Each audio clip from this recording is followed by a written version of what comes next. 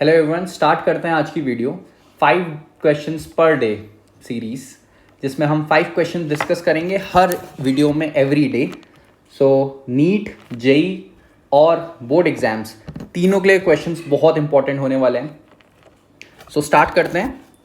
First question आज का आप सबसे मैं रिक्वेस्ट कर रहा हूँ कि जब भी आप क्वेश्चन देखें पहले पॉज करके खुद से सॉल्व करें। कि फर्स्ट क्वेश्चन आपको आपकी स्क्रीन में दिख रहा होगा, आप पहले खुद ट्राई करें, उसके बाद सॉल्यूशन देखें। तो क्या बोल रहा है, density of a material in SI unit is 128 kg। तो डेंसिटी दे रखी है मुझे 128 kg पर मीटर क्यूब। बोल रहा है in certain units in which the unit of length is 25 centimetre. अब उसने लेंथ की यूनिट क्या कर दी, 25 सेंटीमीटर। ठीक है, और मास की यूनिट कितनी कर दी है, 50 ग्राम। इस यूनिट में लेंथ 25 सेंटीमीटर, मास 50 ग्राम में आप लोगों को बताना है डेंसिटी कितनी निकल के आएगी। बहुत ही इंटरेस्टिंग क्वेश्चन है। देखो हम देखते हैं, ये PYQ ही है जेई का। अब देखो कैसे हम देखेंगे इसको। पहले मैं लिख लेता हूँ कि 1 kg को जब आप ग्राम में कन्वर्ट करोगे तो 1000 ग्राम होगा। ठीक है, ये तो आपने ग्राम वाली यूनिट में इसको कन्वर्ट किया, बट मुझे 50 ग्राम वाली यूनिट में कन्वर्ट करना है अगर, तो 1 kg को मैं क्या लिख सकता हूं, कितना, 20 इंटू 50 ग्राम लिख सकता हूं मैं इसे। 20 into 50 gram that is also 1000। तो 1 kg को मैं क्या लिख सकता हूं, 20, ये 50 ग्राम क्या हो गया मेरा, यूनिट्स। समझ आया, क्योंकि मुझे 50 ग्राम की यूनिट में उसको बनाना था। इजीली आप ऐसे अप्रोच करेंगे इस क्वेश्चन को। सेम चीज़ मैं मीटर के साथ करूंगा, पर यहाँ पे मैं डायरेक्टली मीटर की जगह मीटर क्यूब के साथ कर लेता हूँ। तो 1 मीटर क्यूब कितना हो जाएगा, 100 into 100 into 100 centimetre cube. Right, बोल रहा है इसको हमें 25 सेंटीमीटर के रिस्पेक्ट में करना है। तो 1 मीटर क्यूब इक्वल्स टू, क्या मैं इसको 25 इंटू 4, इस वाले 100 को 25 इंटू 4 लिखा, ऐसे ही 25 इंटू 4 और 25 इंटू 4। मैं क्या कर सकता हूँ, 1 मीटर क्यूब को क्या लिख सकता हूँ, मैंने 25 हर जगह से लिया है। ठीक है, राइट। तो मैं इसको क्या लिख सकता हूँ, 4 का cube into 25 centimetre cube. Right, तो उसको मैं क्या लिख सकता हूँ, 1 metre cube is equal to 64 units cube. समझ आया, क्योंकि 25 सेंटीमीटर मेरी क्या है, 1 यूनिट। राइट, अच्छा, तो मैंने दोनों को, केजी को भी और मीटर क्यूब को भी यूनिट्स में चेंज कर दिया। अब करना कुछ नहीं है, आपको वैल्यूज रख ले रही हैं। तो 128 kg की जगह भाई मैं क्या लिखूं, 20 यूनिट्स। ठीक है, 1 मीटर क्यूब की जगह मैं क्या लिखूं, 24 unit square, units cube sorry. तो 1 टाइम्स 2 टाइम्स इसका आंसर आ जाएगा 40। So A will be the correct answer, 40 units. एक वो यूनिट है, ये यूनिट क्यूब है, तो 40 मेरे पास आ गया आंसर। राइट, स्टार्ट करते हैं नेक्स्ट क्वेश्चन, सेकंड क्वेश्चन। जिसको पॉज करके सॉल्व करना है सॉल्व कर सकता है। हम सॉल्यूशन स्टार्ट कर रहे हैं। क्वांटिटीज दी है मुझे x, y और z। ठीक है, x, y, z हमें दिया है। बोला गया है क्या इन सबका सेम डायमेंशन है। तो पहला, जैसे ही मैं x देखता हूं, अब देखो ये जब क्वेश्चन पूछ रहा है आपको, तो ये कुछ ना कुछ किसी ना किसी के फॉर्मूला है, इसीलिए जल्दी हो जाएगा ये क्वेश्चन। अगर आप निकालने पे आओगे तो बहुत टाइम लगेगा। तो डायरेक्टली आप देख सकते हो, ये जो 1/√μ0/ε0, क्या ये c का फॉर्मूला नहीं है क्या, c का फॉर्मूला है। तो मतलब x की किसकी यूनिट हो गई है, मीटर पर सेकेंड, स्पीड की। तो x का डायमेंशन तो आ गया भाई मीटर पर सेकेंड। ठीक है, या लेंथ टाइम इनवर्स बोल सकते हैं आपसे। दूसरा, ये E/B भी देखा देखा लगता है, ये भी c की फॉर्मूला है। तो भाई x, y की भी यूनिट क्या आ गई, मीटर पर सेकेंड। क्लियर है। Third, z equals to L/RC। अब RC आप लोगों को पता है टाउ होता है, आप लोगों ने ऑलरेडी पढ़ा है, RC मेरा टाउ होता है।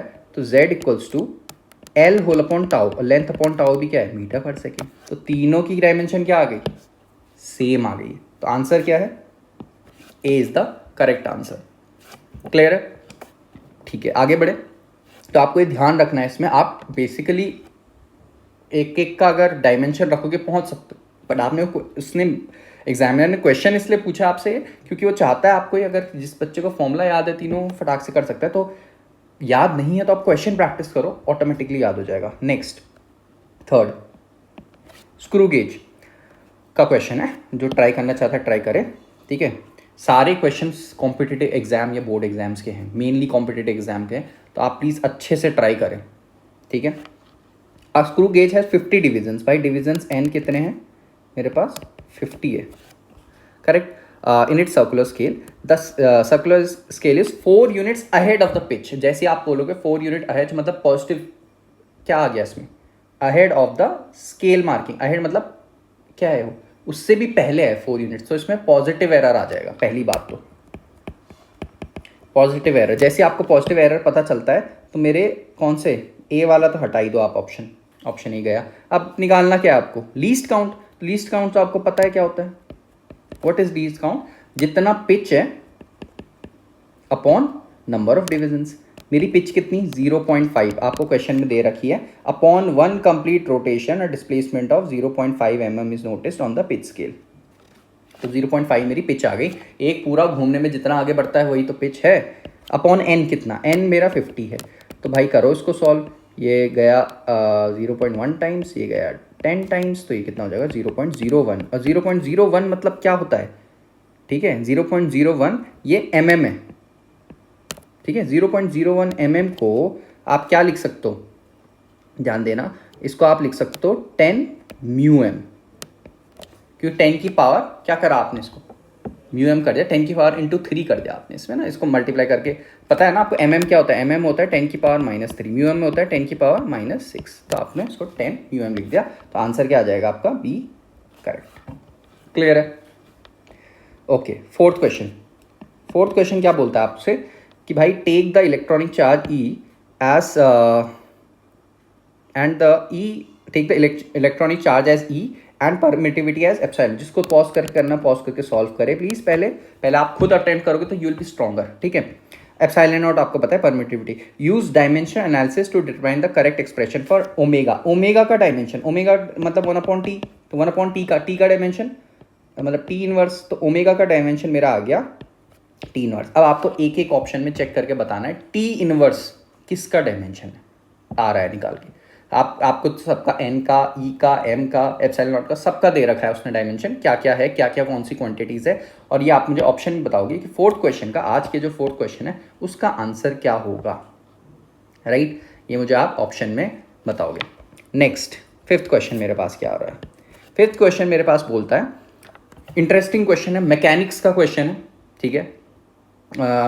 और आप पहले इसको ट्राई करो एक बार, अगर आप डायरेक्ट सॉल्यूशन देखोगे काम नहीं बनेगा, ठीक है। तो particle is moving with speed, एक मेरे को इक्वेशन दे रखी है v इक्वल्स टू b√x, इतनी स्पीड से मूव कर रहा है अलॉन्ग x एक्सिस, ठीक है। Calculate the speed of particle at t equals to tau, मतलब t इक्वल्स टू टाउ में आपको स्पीड निकालनी है।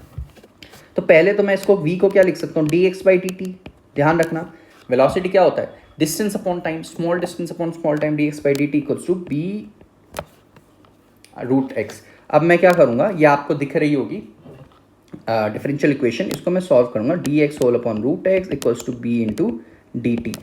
सारे मैं वेरिएबल सेपरेशन कर रहा हूँ मैं, ध्यान देना, ठीक है, मैथ्स वेरिएबल सेपरेशन कर रहा हूँ। तो √x का इंटीग्रेशन कितना होगा मेरे पास, what is the integration of √x, तो √x का इंटीग्रेशन मतलब x की पावर -1/2 प्लस 1, तो x की पावर 1/2 अपॉन 1/2 होगा ना, अपॉन 1/2, तो मेरा 2 ऊपर आ जाएगा, इक्वल्स टू b और dt का इंटीग्रेशन t। क्लियर है यहाँ तक। अब इसका मतलब मेरे x स्क्वायर की वैल्यू कितनी आ जाएगी, इसको मैं अगर स्क्वायर कर दूँ दोनों side, 4x² equals to b² t² हो जाएगा, तो x स्क्वायर मेरा क्या हो जाएगा, b² t²/4। ये मेरा आ गया x स्क्वायर की वैल्यू b² t²/4।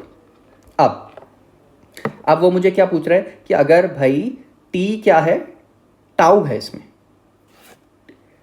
ठीक है, t की वैल्यू क्या है, टाउ है। ये x स्क्वायर नहीं होगा यार बॉस, ये सिर्फ x होगा, हमने स्क्वेयरिंग बोथ साइड्स किया ना, तो ये x की पावर 1/2 तो ऑलरेडी था, तो ये x होगा, ठीक है ना।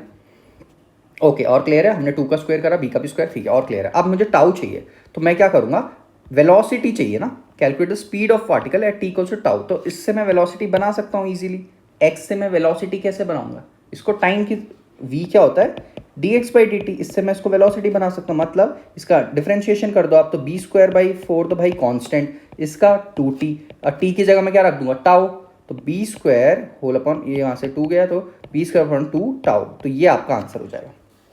तो ऑप्शन कौन सा आ रहा है, बी ऑप्शन। क्लियर है, करेक्ट। सो ये थी हमारी 5 क्वेश्चंस जो मैं आप लोगों के लिए लेके आया था, एंड मैं ट्राई करूँगा इस सीरीज़ को कंटिन्यू रखूँ। अगर ये हेल्पफुल हो तो आप मुझे कमेंट सेक्शन में बताना कि आपको कैसा लगा और कैसे ये सीरीज़ आपके लिए काम करेगी या नहीं। और हम ऐसे रोज़ 5 क्वेश्चंस डिस्कस करेंगे। इससे होगा क्या, जब रैंडम टॉपिक्स आपके अलग अलग चैप्टर से, अलग अलग एग्जाम से उठ के आएंगे तो आप ब्रॉडली सोच पाएंगे, राइट, एंड आप प्रैक्टिस में रहोगे चीज़ों के। तो मैं ट्राई करूँगा छोटी सी वीडियो बनाऊँ जिसमें 5 क्वेश्चंस हम डेली डिस्कस करें, ताकि आपके कॉन्सेप्ट्स रिप्लेनिश होते रहे। सो आई होप जिसको भी फीडबैक देना है, आपको लगता है कि कुछ इसमें ऐड करना चाहिए, हटाना चाहिए, तो मुझे बताना कमेंट में प्लीज़। सो मिलते हैं नेक्स्ट इसी वीडियो में, तो तब तक के लिए study hard, take care, bye bye.